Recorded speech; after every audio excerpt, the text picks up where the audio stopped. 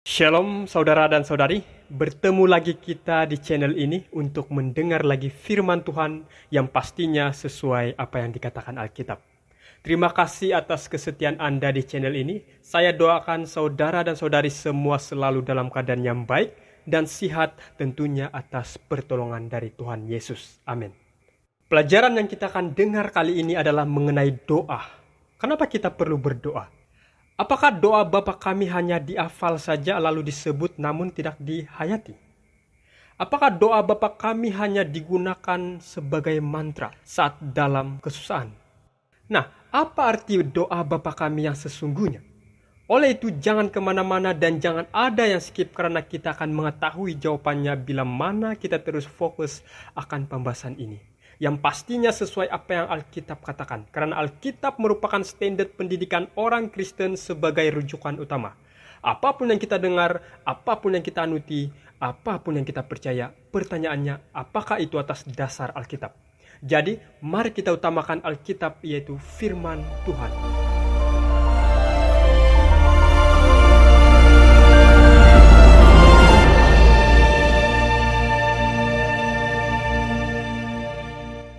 Saudara dan saudari, saya percaya kita semua pernah berdoa. Bahkan saya percaya kita semua rindu agar doa kita sampai kepada Tuhan dan Tuhan mendengarkan dan akhirnya kita mengalami mukjizat atas apa yang kita minta dan kita doakan.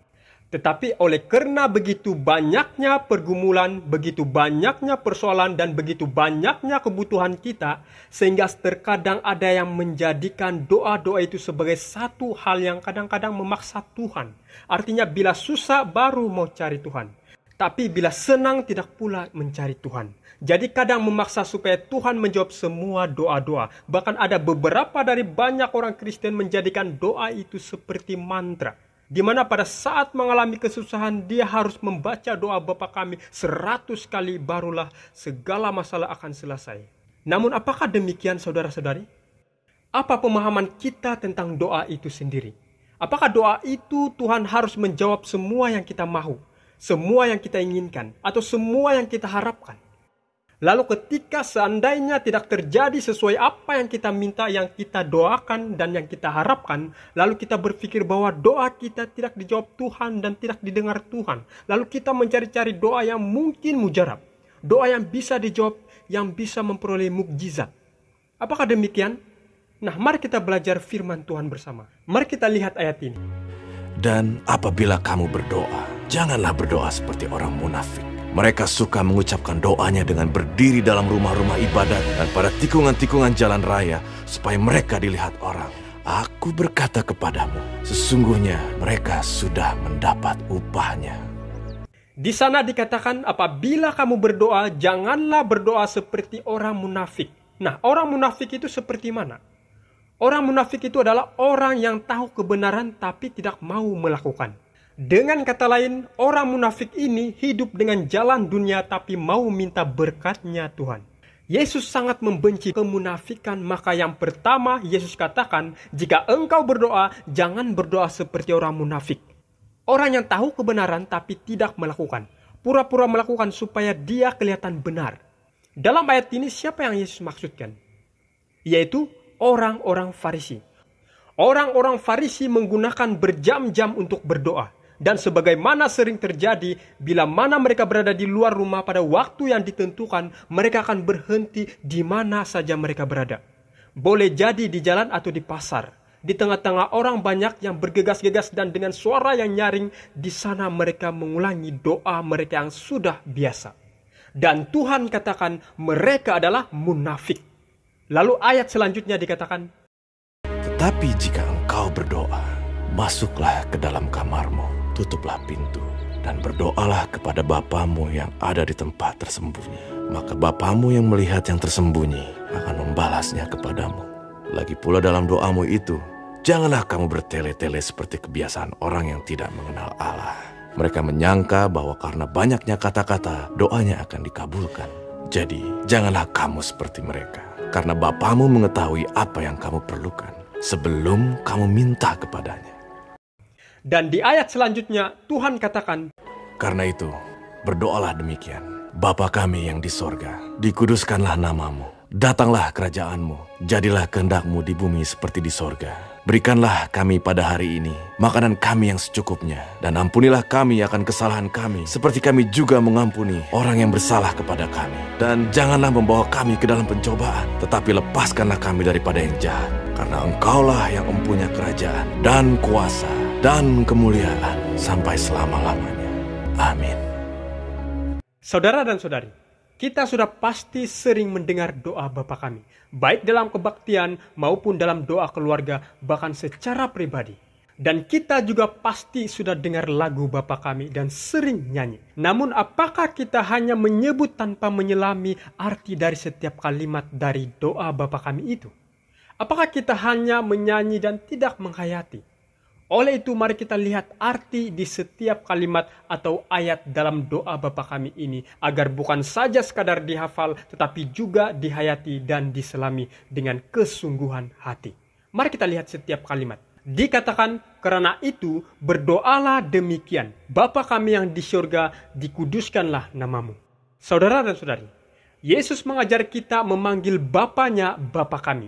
Yesus tidak malu memanggil kita saudara-saudara. Boleh lihat dalam Ibrani 2 ayat 11. Sebab Ia yang menguduskan dan mereka yang dikuduskan, mereka semua berasal dari satu. Itulah sebabnya Ia tidak malu menyebut mereka saudara. Hati juru selamat itu begitu sedia dan ingin sekali kita sebagai anggota-anggota keluarga Allah. Sehingga dengan kata pertama yang harus kita gunakan untuk mendekati Allah, Dia menetapkan jaminan hubungan ilahi kita, yaitu Bapa kami. Menguduskan nama Tuhan memerlukan kata-kata yang diucapkan dengan rasa hormat, yang dengannya kita menyatakan yang maha tinggi. Sebab Engkaulah ya Tuhan yang maha tinggi di atas seluruh bumi. Engkau sangat dimuliakan di atas segala Allah. Lalu dikatakan, datanglah kerajaanmu, jadilah kehendak-Mu di bumi seperti di surga. Perlu kita ketahui bahwa Allah adalah Bapa kita, yang mengasihi dan memelihara kita sebagai anak-anaknya. Dia juga adalah Raja Agung dari alam semesta. Kepentingan-kepentingan kerajaannya adalah juga kepentingan-kepentingan kita, dan kita harus bekerja untuk membangunnya. Kehendak Allah dinyatakan dalam aturan-aturan hukumnya yang suci, dan prinsip-prinsip hukum ini adalah prinsip surga.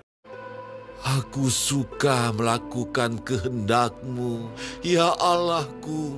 Taurat-Mu ada dalam dadaku. Kalau kita lihat permintaan, jadilah kehendak-Mu di bumi seperti di surga, adalah suatu doa agar kerajaan kejahatan di bumi dapat diakhiri, agar dosa dapat selama-lamanya dibinasakan, dan kerajaan kebenaran didirikan. Pasti bukan mudah melakukan kehendak Allah. Jika itu adalah perjuangan yang luar biasa bagi Yesus, kita juga perlu berdoa, jadilah kehendak-Mu. Ayat selanjutnya, berikanlah kami pada hari ini makanan kami. Apabila engkau telah membuat pelayanan Allah, perhatianmu yang pertama, engkau dapat memohon dengan keyakinan bahwa keperluanmu sendiri juga dapat disediakan. Roti juga mewakili Yesus, yaitu makanan rohani kita yang jauh lebih besar dan lebih memuaskan daripada roti fisik di bumi. Kata Yesus kepada mereka, Akulah roti hidup. Barang siapa datang kepadaku, ia tidak akan lapar lagi. Dan barang siapa percaya kepadaku, ia tidak akan haus lagi. Dan kita akui bahwa apa yang diberikan Allah kepada kita bukanlah untuk diri kita saja. Allah memberikan pada kita dengan kepercayaan bahwa kita juga bisa memberi makanan orang-orang lapar. Sebab engkau akan mendapat balasnya pada hari kebangkitan orang-orang benar. Ayat seterusnya, ampunilah kami akan kesalahan kami, seperti kami juga mengampuni orang yang bersalah kepada kami. Kita pasti pernah mendengar firman Tuhan katakan, Karena jikalau kamu mengampuni kesalahan orang, Bapamu yang di sorga akan mengampuni kamu juga. Tetapi jikalau kamu tidak mengampuni orang, Bapamu juga tidak akan mengampuni kesalahanmu.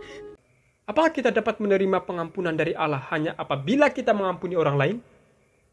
Harus kita ingat saudara-saudari, kita tidak diselamatkan hasil karya kita. Sebaliknya, arti dari ayat tersebut mengatakan bahwa kita datang kepada Allah mengakui dosa kita. Dan Tuhan pasti ampuni. Dan Tuhan katakan, sekarang Anda diampuni. Saya mengharapkan Anda untuk saling memaafkan. Selanjutnya dikatakan, janganlah membawa kami ke dalam pencobaan, tetapi lepaskan kami daripada yang jahat.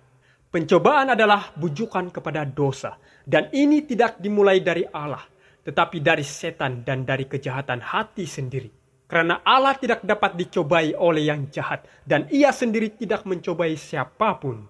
Apabila seorang dicobai, janganlah ia berkata, pencobaan ini datang dari Allah, sebab Allah tidak dapat dicobai oleh yang jahat, dan Ia sendiri tidak mencobai siapapun. Allah izinkan kita menghadapi rintangan. Penganiayaan dan kesukaran bukan sebagai kutuk, tetapi sebagai berkat terbesar dalam pekerjaan membangun tabiat. Namun demikian, Allah tidak membiarkan kita dicobai melampaui kekuatan kita. Pada waktu kita dicobai, Dia memberikan jalan keluar sehingga kita dapat menanggungnya. 1 Korintus 10 ayat 13. Dan ayat yang terakhir, karena Engkaulah yang mempunyai kerajaan dan kuasa dan kemuliaan. Terakhir, seperti kalimat pertama dari doa Tuhan Yesus menunjuk kepada Bapa kita sebagai yang di atas segala kuasa. Ya Tuhan, punyamulah kebesaran dan kejayaan, kehormatan, kemasyuran dan keagungan. Ya, segala-galanya yang ada di langit dan di bumi. Ya Tuhan, punyamulah kerajaan, dan Engkau yang tertinggi itu melebihi segala-galanya sebagai kepala. Sebab kekayaan dan kemuliaan berasal daripadamu. Dan Engkaulah yang berkuasa atas segala-galanya. Dalam tangan-Mulah kekuatan dan kejayaan. Dalam tangan-Mulah kuasa membesarkan dan mengokohkan segala-galanya. Saudara dan saudari, apakah saya dan saudara-saudari memiliki kebiasaan berdoa setiap hari? Banyak tokoh Alkitab yang memiliki kebiasaan berdoa. Antaranya, Yesus berlutut dan berdoa. Murid-muridnya berlutut dan berdoa. Paulus berlutut sambil memohon kepada Bapa itu. Ketika mengakui dosa-dosa Israel di hadapan Allah, Ezra berlutut dan berdoa. Daniel 3 kali sehari ia berlutut, berdoa serta memuji Allahnya. Jam dan tempat berdoa itu kudus. Oleh sebab itu Allah berada di situ. Sekali lagi pertanyaan untuk kita semua, apakah saya dan saudara-saudari memiliki kebiasaan berdoa setiap hari? Jangan sampai handphone atau telepon atau kesibukan itu yang buat kita jarang berdoa. Jangan sampai terjadi ketika bangun pagi langsung buka handphone online atau bermain game dan bukan pula berdoa. Saudara dan saudari, siapa yang kita utamakan dalam hidup kita? Apa perasaan Tuhan? Tuhan merasakan begitu sedih ketika melihat anak-anaknya jarang berdoa. Saudara, mungkin Roh Kudus sudah berulang kali menginsafkan kita tentang hal ini agar kita rajin berdoa. Namun yang terjadi, kita malah mendukakan Roh Kudus. Saudara dan saudari, teknologi tidak salah. Sekali lagi, teknologi tidak salah. Yang salah ketika kita salah menggunakan teknologi sehingga tidak ada waktu untuk Tuhan. Saya berdoa, semua kita yang sedang mendengar pelajaran ini memiliki kebiasaan berdoa. Nah, kenapa kita perlu berdoa? Mendekatlah kepada Allah, dan Ia akan mendekat kepadamu. Tahirkanlah tanganmu, hai kamu orang-orang berdosa, dan sucikanlah hatimu, hai kamu yang mendua hati. Semakin sering kita mencurahkan isi hati kepada pencipta kita, maka semakin akrab kita dengannya. Jam dan tempat berdoa itu kudus. Oleh sebab itu, Allah berada di situ. Menjadi seorang Kristen tanpa berdoa adalah tidak lebih daripada menjadi seorang yang hidup tanpa bernafas. Mendekatkan hubungan kita dengan Tuhan, doa adalah membuka hati kepada Tuhan sebagai seorang sahabat. Baik dalam kebaktian umum maupun kebaktian pribadi adalah kesempatan kita bersujud di atas lutut kita di hadapan Tuhan ketika kita mempersembahkan permohonan kita kepadanya. 1 Tesalonika 5 ayat 17, tetaplah berdoa. Semakin banyak berdoa, semakin banyak kuasa. Semakin sedikit berdoa, semakin sedikit kuasa. Tiada berdoa, maka tiada kuasa. Bertemu lagi kita di video selanjutnya. Tuhan Yesus memberkati kita semua. Amin.